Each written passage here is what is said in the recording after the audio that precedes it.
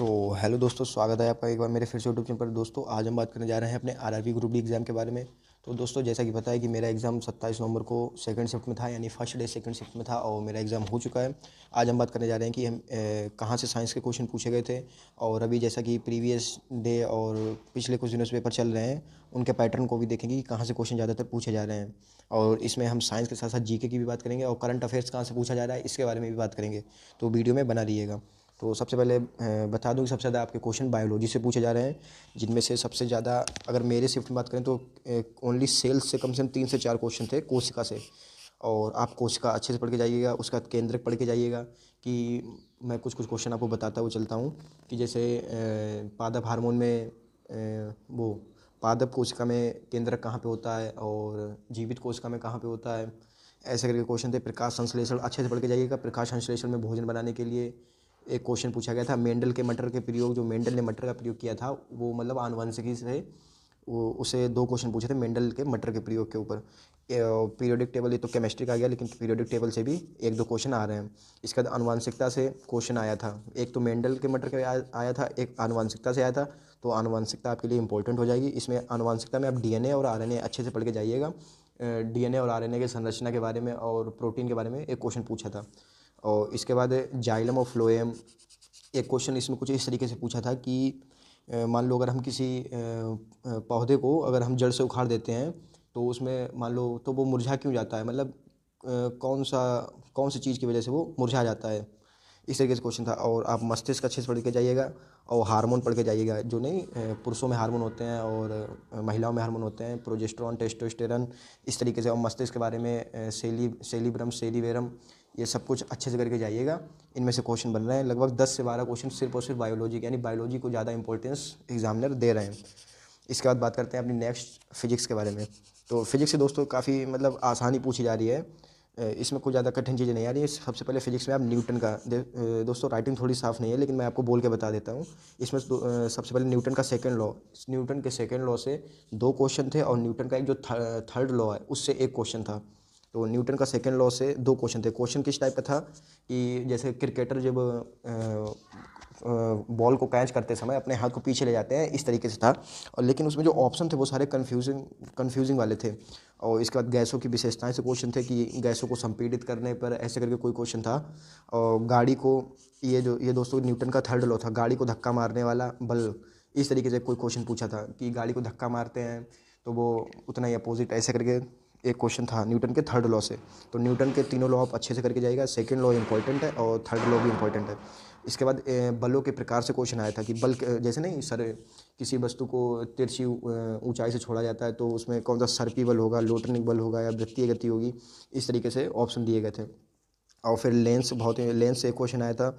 और दर्पण से एक सवाल आया था। दर्पण में चिन्ह प्रपाठी पे सवाल आया था। तो चिन्ह प्रपाठी उसमें ये पूछा था कि दर्पण में वस्तु हमेशा किस तरफ रखी जाती है, तो वो तो सभी को बताया बाईं तरफ रखी जाती है। और दर्पणों के प्रतिबिंब से कि अगर किसी वस्तु को दर्पण के कहाँ पे रखा जाए तो उसका प्रतिबिंब कहाँ पर बनेगा, इस टाइप से। और एक क्वेश्चन समांतर श्रेणी में आया था, I = B/R, इसमें धारा निकालनी थी, काफ़ी इजी क्वेश्चन था।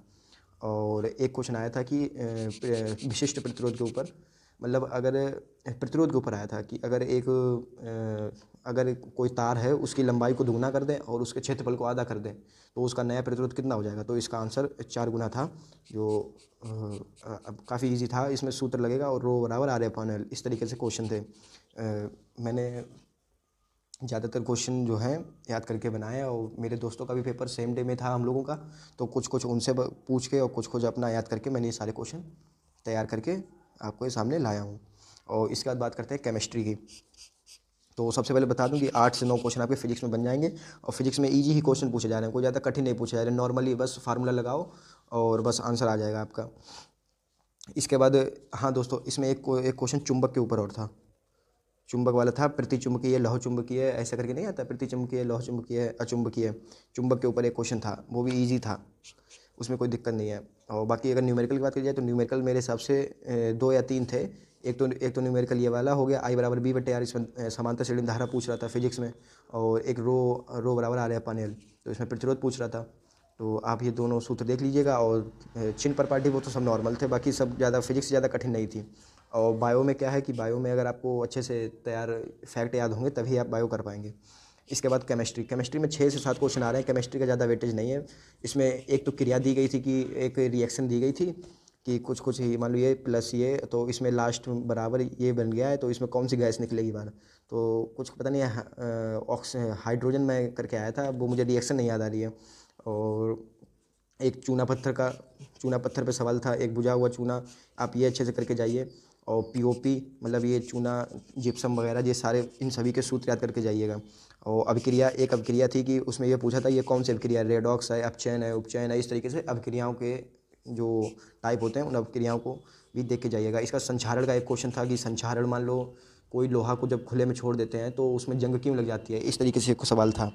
तो इसका आंसर वही ऑक्सीजन के संपर्क में आने पर इसलिए वो उसमें जंग लग जाती है। इस तरीके से संक्षारण भी अच्छे से करके जाइएगा। अभिक्रियाएँ और रेडॉक्स अभिक्रियाओं के प्रकार, अपचयन, उपचयन और सभी सूत्र, चूना पत्थर, बुझा चूना, पीओपी, जिप्सम। बाकी केमिस्ट्री ठीक आ रही है। और इसके बाद एक रिएक्शन आई थी कि इसमें क्या बाहर निकलेगा, जो कि मैंने आपको बता दिया यहाँ पे करके कि उसमें कुछ हाइड्रोजन या ऑक्सीजन ऐसे करके कुछ बाहर निकल रहा था। अब बात करते हैं जीके के बारे में। जीके दोस्तों, जीके तो कुछ पूछ ही नहीं रहा है, वो सिर्फ और सिर्फ ओनली करंट अफेयर पूछ रहा है।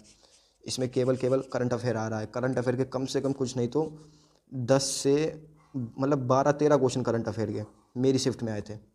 12-13 क्वेश्चन सिर्फ और सिर्फ। और बाकी तो और जो भी क्वेश्चन थे, कोई भी मेरे में पॉलिटी का कोई क्वेश्चन नहीं आया, नो पॉलिटी, ना तो कोई हिस्ट्री का क्वेश्चन आया और ना ही कोई जियोग्राफी का क्वेश्चन आया, कुछ भी नहीं आया। सिर्फ और सिर्फ 12-13। और जो 2-3 क्वेश्चन, 3 से 4 क्वेश्चन मतलब आए थे, वो इकोनॉमिक्स पे थे। और इकोनॉमिक्स पे भी थे, लेकिन वो थे करंट अफेयर से रिलेटेड। तो चलिए देखते हैं। इसमें 3 से 4 क्वेश्चन नॉर्मल सुनी न्यूज़ थी, वही मैंने कर पाए थे। बाकी तो वही करंट अफेयर तो मुश्किल आ रहा है, और मैंने कभी करंट अफेयर पढ़ा भी नहीं है।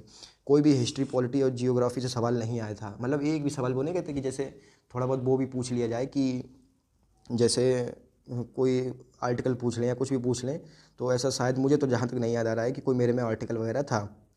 और इकोनॉमी के क्वेश्चन आ रहे हैं, लेकिन करंट के फॉर्म में आ रहे हैं।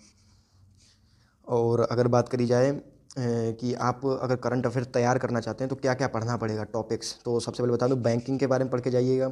इसके बाद जो भी इंडिया में स्पोर्ट्स हुए हैं इनके बारे में पढ़ के जाइएगा। अवार्ड्स जिनको दिए गए अवार्ड्स पढ़ के जाइएगा। मोदी जी ने जहाँ जहाँ पे विदेशी यात्राएं की हैं वो पढ़ के जाइएगा। और जो भी हमारे युद्ध अभ्यास किए गए हैं पड़ोसी देशों के साथ, ये पढ़ के जाइएगा। ये टॉपिक्स अगर आप कुछ कर लेते हैं या फिर यूट्यूब पे सर्च करके कर लेते हैं तो हो सकता है आपकी इसमें थोड़ी बहुत मदद हो जाए। बाकी 12 से 13 क्वेश्चन केवल करंट अफेयर्स के आ रहे हैं। और इसमें 3-4 क्वेश्चन ही केवल सुने सुनाए थे। जैसे एक वो मेरे में था, कितने कितने लोगों को अर्जुन पुरस्कार दिया गया, एक क्वेश्चन मेरे में ये आया था। और इसके बाद एक क्वेश्चन ये था कि वनतारा से रिलेटेड था, जो कि जिसको रिलायंस वाले देखते हैं।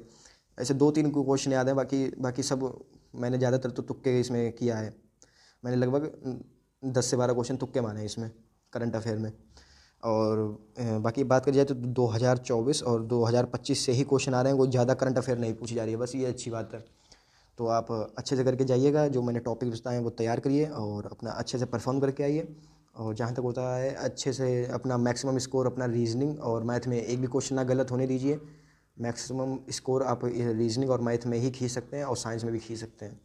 इसके बाद जीके तो अनएक्सपेक्टेड है। थैंक यू, धन्यवाद।